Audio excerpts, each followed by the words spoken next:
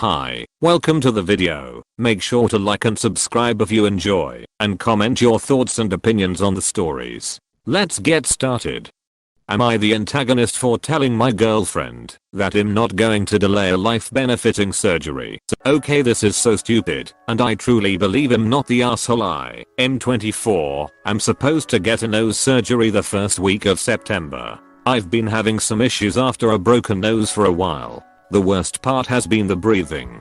I can't sleep some nights because my breathing is so terrible. My girlfriend knows this and was supportive of the surgery. Since we live together, she'll be taking care of me while I'm a bit out of it. I was showing her picture of someone after the procedure and she immediately changed her tune. Her sister's wedding is at the end of September. She didn't realize I'd be all bruised up and stuff and need a bandage for a bit. She then asked if I would put it off until after the wedding. I told her absolutely not, because the surgeon's office is booked up until at least November. Even then, I can't guarantee my work schedule will line up with the surgery. I have 2 weeks currently scheduled off of sick days I'm using. She said it won't look nice if I show up to her sister's wedding looking like that. I said she's being ridiculous and that no one is going to judge me for having a life-benefiting surgery. We argued about it and I decided in getting the surgery. I don't care what she says. She's now acting like she won't help me out after the surgery. I think she's being ridiculous. Am I the antagonist? Oh my god. Is she serious? Waiting for another person's wedding? No. Have the operation. She ought to attend the wedding by herself if it concerns her that much. It's unlikely that you will still be bruised by the wedding. Comment by team member Shannon. Now for the top comments. NTA. You're right. I doubt people will be judgmental considering you needed surgery to better your breathing. Girlfriend seems too concerned about looks/reputation. If she refuses to help care for you, I'd reconsider the relationship. Oh yes. You are not the a-hole here. I think you may have already known that though. How old is your girlfriend? Sounds like she's pretty immature to prioritize a wedding over your surgery. I'd discuss this with her some more. Let her think on it. She's got some growing up to do. She's 27. So older than me. NTA. Obviously, she is more concerned with your appearance than your health. I don't know. I think she is concerned about her appearance. NTA. You're not obligated to sacrifice your health for someone else's aesthetic desires. Your girlfriend asking you to is unacceptable. Am I the antagonist for telling my girlfriend to stop meal planning? I know it sounds bad, but hear me out. My 23 male girlfriend, 20F, Charlotte, is really big into fitness. She always played sports as a kid and is now playing volleyball in college. She also goes to the gym 6 days a week. Because of this, she likes to meal prep for the week to make sure that she gets her macros. Just a couple hours ago she went into the fridge and suddenly became very frantic because I had eaten her overpass oats. I think that's what they are called. I didn't realize they were a part of her meal prep because she had never made them before and didn't say anything. Usually her meal preps are several of the same meal, but there was only one oatmeal container, so I thought it wasn't hers. She went off about how inconsiderate I was being because she didn't have time to cook in the morning because of her schedule. I immediately apologized for eating it. I know that was super crappy and I genuinely had no idea. This is where I may have fucked up. After apologizing, I said maybe she should stop meal prepping if not getting one of her meals throws her off that much. She got angry and said that I wouldn't understand since I don't play a sport. Then she left. She usually texts me when she gets to her location safely, but hasn't said anything since our argument. Am I the antagonist? Edit. She just texted me. She wants to talk after practice. Edit. She just got home from practice and we talked. She apologized for snapping at me over an accident. She was just pissed off in the heat of the moment, but asked me to not touch any of her meal prep food without asking, especially before practice, because her foods are important to keeping her physically fit and keeping her energy high. She said that not keeping to her nutritional goals can cause potential injuries for her. She said if I want the food she preps, I need to ask her to make me some while she's prepping on Sundays. Edit. Please stop commenting that my girlfriend has an eating disorder. She does not. There was only one oatmeal container. So he writes, I assumed it wasn't hers. She bemoans her dinner preparation, saying, you feel awful because you screwed up by eating something you apparently didn't know was hers, but sure as hell knew wasn't yours. Comment by team member Cody. Now for the top comments. Info. How is the solution to this for her to stop meal prepping and not for you to just ask before you eat something you didn't make or buy? Also, why did you put quote marks around meal prep and macros? He's basically saying he thinks his girlfriend is weird and the things that are important to her are a joke. And that instead of saying, I'll never do this again, here's $5 to pick some up elsewhere, he decided to go for a low blow. Typical move for the insecure. Own it, Opus. Make it right. You're the a-hole. AITA. I thought it wasn't hers. Did you make it? No. Then whose did you think it was if not hers? AITA, my man. I'm a physician in his 30s with young kids and a wife. We meal plan and meal prep. If we don't, we run out of time, and it causes stress. Your GF is functioning highly academically and athletically. If in the moment one of my meals for the family disappeared, I'd be pissed. If someone then suggested that my being pissed off was disordered, I'd be livid. Also, you didn't make it, so therefore it does not matter whether it's part of her prep or not, so you have no justification for eating it. Judgment fully accepted.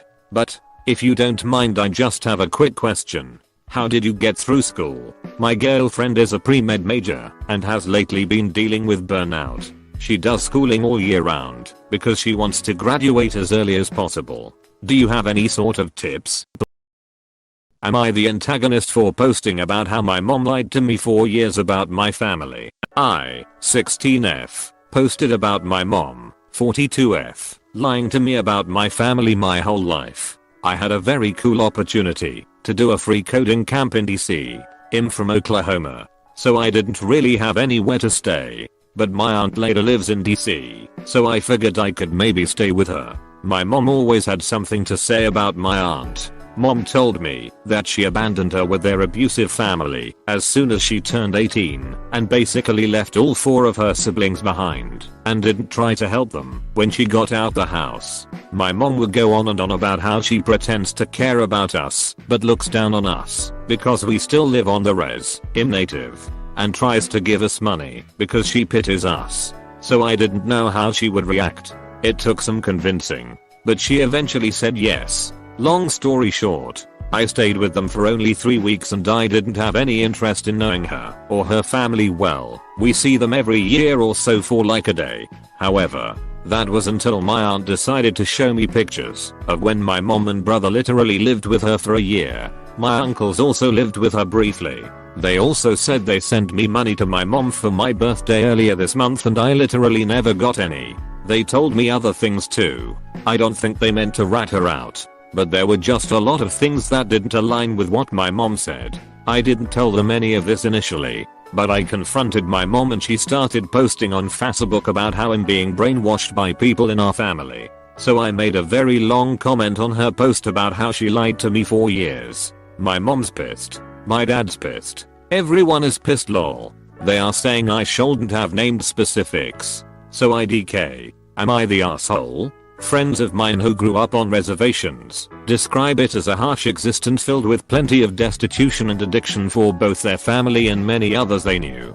The consequences that your aunt previously dealt with was probably mostly dealt with by your mum, which is when the full sense of betrayal, hurt, and perhaps jealousy started. Comment by team member Taylor. Now for the top comments. NTA. The adults here, especially your parents, did you such a horrible disservice. NTA. I wouldn't pursue this anymore on FB though. Keeping in touch with your aunt could be a healthy change. Absolutely not the a-hole. I don't know why your mom has a vendetta against her sister, but it sounds like some misplaced anger. And even if it wasn't misplaced, that doesn't give her the right to feed you lies. So you agree with her point of view. And she's also the one that's starting posting on Facebook. You were right to put her on blast in the same place. Yeah, Imo. You don't post stuff like this on social media. But Op was completely right of doing it after mom started it. When someone attacks you or your character to make you look bad, You got every right to defend yourself. Mom brought it upon herself with her lies and starting it herself. Tell your mom to delete the post she made, then your comment won't be there anymore. NTA, what goes around comes around. She clearly was expecting you to roll over and let her play the victim SMH, so it must be a pattern with her that you obviously have failed to see. Am I the antagonist for expecting payment when baby falls asleep while babysitting? I think I'm the asshole, but I need perspective. Background: I've been babysitting a 22mo for the family for a year. I get paid $20 an hour. I'm an EMT basic and speak Spanish, so the baby learns Spanish, although I admit I've been bad about it lately. Story: the dad has made 4 comments in the past about how he hates that I'm there while the baby is napping. I've told him those 4 times that he didn't have to pay me, and he just denied and paid me anyway. While the baby is napping, I clean up after messes, sometimes wash the bottles if he hasn't yet, help the mom with Spanish homework, making flashcards, or make the baby food. Today he said you get expensive if you're here while the baby is napping, which feels like a slap in the face because of what I do while she's sleeping. They're pretty well off, and it's frustrating to think that they can spend money on lavish things, but not a service. I left, although I was supposed to stay another hour, because I got frustrated. I'm thinking about quitting, because this isn't all I put up with. I feel bad quitting, because I love the child. She's like a little sister to me. Please give me perspective. Am I the asshole? A nanny is a person who enters a household to help in child rearing. No matter if the baby is awake or asleep, your time is still valuable. You should be permitted to leave and come back when the child wakes up if he refuses to pay you for the time the child is sleeping. Comment by team member Jordan. Now for the top comments. If you're on the clock, it doesn't matter if the baby is napping or not. Your job is to look after the child. Would he prefer if every time the baby naps, you just take off? Okay. Baby's asleep. I'm gonna go hang with some friends. Call me when baby wakes up. WTF is he thinking? NTA edit. Thanks for the award. Edit again. Thanks for the silver. Kind stranger. Yup. I work with the elderly, and a lot of them don't like paying people for sitting around and doing nothing. Well, you don't need help 24/7, but you need help with washing, dressing, food prep, marketing, and making sure you don't wander outside in your undies at 3 AM. You pay people during your downtimes so that they will be there when you need them. NTA. Thank you so much. This is so helpful. This is my first time babysitting and I get confused too. I appreciate your comment, NTA, but you're not being as clear with him as you need to be. You are paid for your time. Napping or not, a 22-month-old can't be left alone. He knows that. So tell him. Tell him you love the child. You're an EMT with language skills, and that's your rate. I'm guessing he'd like to offer, or he'd like you to offer, a discount for when the kid is asleep. You're still spending your time, so the rate doesn't change. Seriously. OP is there to make sure that nothing happens to endanger the child while they're napping. Just because they aren't watching the kid as actively doesn't mean they're not working. Ops boss needs to get his head out of his ass. Am I the antagonist for punishing my daughter for cutting a chunk of her sister's hair off? My 33F daughter Sophia, 15F, finished her cancer treatment last month. Sophia has lost all of her hair and is extremely insecure. She hates looking back at pictures with her hair because she cries. We've tried wigs, but Sophia just doesn't feel like it's the same as having her natural hair back. We've been trying to convince her that she is beautiful as she is, but she is still a teenager and thinks that we only say this because we are her parents. My youngest daughter, 12F, Isabella, has very long and silky hair. Sophia gets jealous of Isabella sometimes because of that. This morning when Isabella woke up, a huge chunk of her hair was cut off. For reference, Isabella's hair is just a little under her butt, and now it's up to her shoulder. We had to take her to the salon to even it out. Isabella was absolutely devastated. There isn't anything wrong with having short hair, but Isabella spent a very long time growing it out. We knew it was Sophia. When we confronted her, she went from denying it to crying. We do understand that it's normal for her to have insecurities, but it's never okay to take it out on someone else. We're currently thinking of other punishments on top of grounding. When my brother-in-law's wife found out about what we were doing, she called us heartless and accused us of favoring Isabella more than Sophia. Edit. The reason I'm looking for a punishment on top of grounding is because she only has a week of it because school starts and she really doesn't do any extracurriculars or hang out with friends.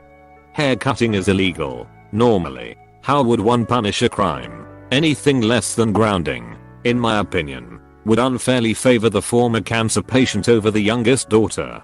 She will use her cancer as a weapon for the rest of her life if you don't stop this behavior right away. Comment by team member Shannon. Now for the top comments. NTA. I'm sorry that your daughter is sick, and I hope that the treatments are effective. Despite that, her behavior deserves consequences. Sneaking into a sibling's room to cut off their hair while they're asleep is not okay. If she is not already in therapy, I would also suggest setting that up for her. NTA. Ground her and take her electronics away. She can stare at a wall for the next month. NTA. That is assault. Deliberately altering someone's body in a way that can't easily be fixed. Don't reduce the punishment, but Sophia needs to see a therapist about her insecurities. Hair is something she sees everywhere she goes, and there are other people, no doubt, feeding her insecurities even more. I think therapy is non-negotiable. People who are mentally healthy and well-adjusted do not do shit like this. I also think a teen support group, whether it's one for cancer survivors or for anger management or just coping skills in general, would also be a great idea. Giving her the tools to learn how to cope with pain without trying to inflict it on others is the best way to make sure that this kind of thing never happens again. Am I the antagonist for begging my parents to let me get plastic surgery and then making them feel bad after I regretted it? Recently I, 17F, went to Turkey with my parents to visit my family and get a nose job. I've always hated the way my nose has looked, and a nose job has been a dream of mine for as long as I can remember. My parents agreed to the nose job because I also have breathing problems and they figured it would be a good 18th birthday gift. We booked my appointment 6 months ahead, and the moment we arrived to Turkey they begged me not to get it and postpone it to next year. Like I said, this was my dream, so I didn't want to back down, but eventually their doubts poisoned my mind and I ended up not going through with the surgery. Of course I instantly regretted my decision and broke down. I cried for 2 weeks straight and could barely get up out of bed. I cried so hard that I threw up almost every day. Even my neighbors were concerned and tried to check up on me. My parents had never seen me like this, and they were extremely worried.